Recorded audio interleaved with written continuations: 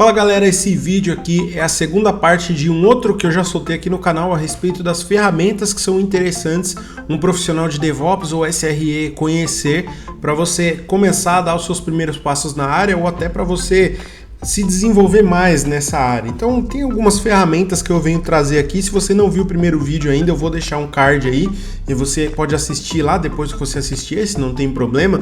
Não é uma sequência do outro, é um complementa o outro. Então independente da ordem que você assistir, vai te ajudar. Então nesse vídeo eu quero falar sobre mais ferramentas que são necessárias um SRE ou um DevOps conhecer. Então já se inscreva no nosso canal, ative o sininho para não perder nenhuma novidade, clique em gostei para que esse vídeo possa ajudar cada vez mais pessoas. Se você ficar com dúvida sobre qualquer coisa que eu falar nesse vídeo, deixa aí nos comentários que nós vamos te responder. E não se esqueça de entrar na nossa comunidade do Telegram. O link está na descrição, vai aparecer também o QR Code. É a melhor comunidade e a mais colaborativa sobre DevOps e SRE lá do Telegram. Então lá você vai aprender muita coisa e você também vai ensinar muita coisa, porque o intuito é esse. Eu não sou o dono da verdade, eu não sei de tudo. Eu também quero aprender com você, quero ter esse privilégio de aprender com você. Então espero você lá na nossa comunidade, entra lá que é muito legal. Então já falei demais aqui, vamos falar sobre algumas ferramentas que são necessárias para você trabalhar nessa área de DevOps e SRE. Vou começar pela parte de sistemas operacionais. É muito bom você conhecer Linux para você trabalhar nessa área de DevOps e SRE. Então você tem um conhecimento ali, porque a maior parte das ferramentas, se você quer uma rapidez, uma agilidade, você vai acabar acessando ali através de um terminal, através de um VS Code da vida, através do Mobile Exterm, e você precisa ter alguns conhecimentos de Linux, porque isso vai te ajudar na hora de você extrair um log, na hora de você consultar, na hora de você dar um tail para você consultar um log. Isso te ajuda muito na hora de você acessar ali um container via bash. Então isso vai te ajudar nessa hora. Então se você tiver um conhecimento de Linux, isso vai ser muito bom. Então se você tem uma máquina aí na sua casa, um computador que ninguém usa muito, então é um convite para você instalar um Linux ali nessa máquina e começar a interagir com ele. E aí uma dica, né? Eu já até fiz um vídeo também falando a respeito de distribuições. Uma que é mais usada aí, que até assim não é a mais fácil, mas é a mais popular, é o Ubuntu. Você pode instalar o Ubuntu e você utilizar, e você vai começar a ter contato com Linux. E busca instalar os softwares através de linha de comando. Vai para o terminal, dá preferência para o terminal, porque assim, na sua cabeça ou no senso comum, a telinha gráfica ela parece ser mais rápida, mas dependendo do que você vai fazer, principalmente se você for apagar um incêndio, for fazer um acesso para coletar alguma informação, na linha de comando vai ser muito mais rápido, e quando você for construir também uma automação vai ser com base na linha de comando. Então Linux é fundamental você conhecer. A próxima ferramenta que é ideal você conhecer é sobre versionamento de códigos. Então aqui eu estou falando do Git.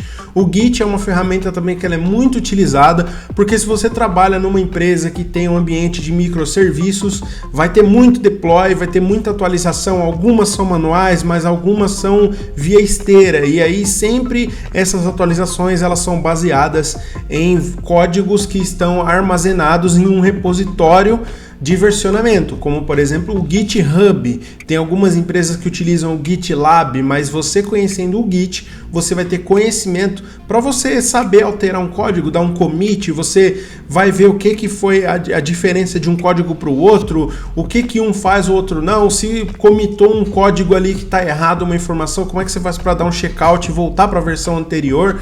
Então é importante você conhecer essa ferramenta, porque isso vai te ajudar muito, porque às vezes alguém publicou uma versão nova lá e deu problema, você consegue consultar na versão anterior o que está acontecendo, o que mudou para dar esse problema. Então você vai ter uma visão ali da versão dos códigos, e aí você vai saber gerenciar isso também. Então Git é muito importante você conhecer também. E já complementando o Git aqui, eu passo para a ferramenta de CI/CD, que é o Continuous Integration e Continuous Deployment, que são as ferramentas que vão pegar ali aquele código e vão fazer ali no processo de esteira, que a gente chama, né? Então vai pegar aquele comando ali, ou aquele repositório, e vai fazer o deploy ali no ambiente. Então a gente tem algumas aí, as mais conhecidas no mercado, pelo menos da onde eu passei, que eu ouvi mais falar, são o GitHub Actions e também o Jenkins. E muita gente usa essas ferramentas. Então você precisa conhecer essas ferramentas para você saber o que está acontecendo. Se você for rodar um deploy e aí der algum problema, você vai saber analisar onde que deu esse problema para você corrigir. Então tudo isso vai te dar uma capacidade de análise muito grande. Então você precisa entender essa ferramenta para você poder até rodar, porque se você for trabalhar como SRE, por exemplo, vai ser sua responsabilidade fazer a aplicação de deploy de esteira. Então você precisa ter esse conhecimento também de alguma ferramenta de CI/CD. Procura aí aquelas que são mais populares, mas se eu puder te dar uma dica, né, as que são mais usadas, Jenkins e GitHub Actions, atualmente, aonde eu passei, são as mais utilizadas. Ferramentas também que são essenciais você conhecer são aquelas de infraestrutura, de preparação de ambiente.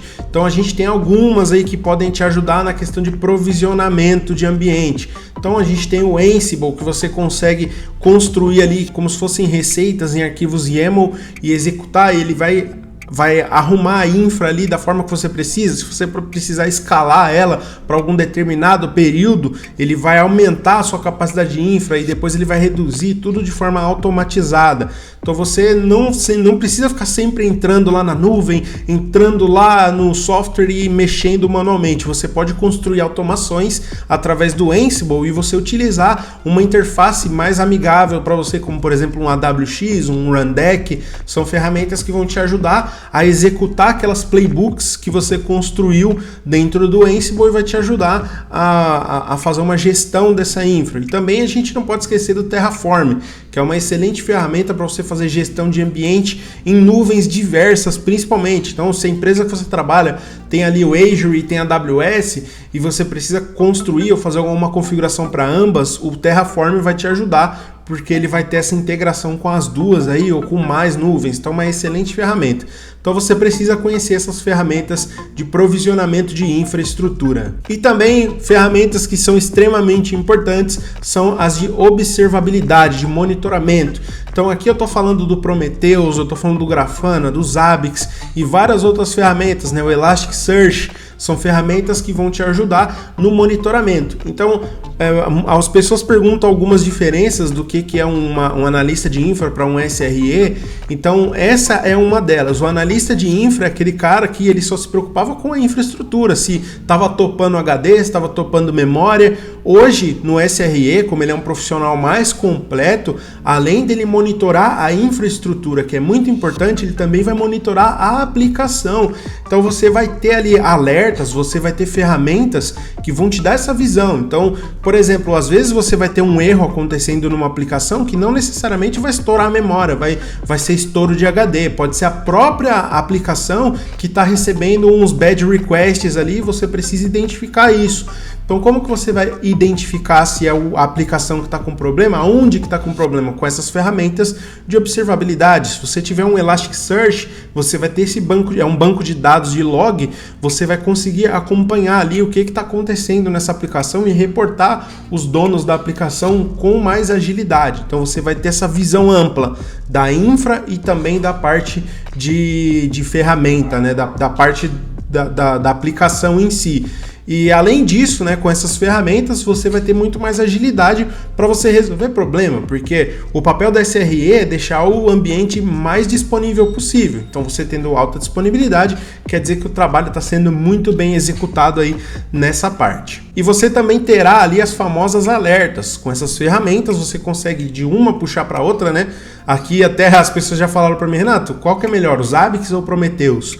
E eu costumo dizer que as ferramentas dessa área, elas não vêm para uma concorrer com a outra, vêm para complementar. Então você pode monitorar a sua infra ali, os seus pods através de um Prometheus e você usar os Zabbix para ele criar alertas se você tiver algum problema de infra. Então fica essa dica aí para você poder trabalhar e conhecer essas ferramentas de infraestrutura e monitoramento. E o que não pode faltar, é claro, a parte dos containers. Você precisa ter um conhecimento ali em Docker e um conhecimento em Kubernetes, porque você trabalhando com ambiente em nuvem, você vai utilizar essas ferramentas praticamente todos os dias.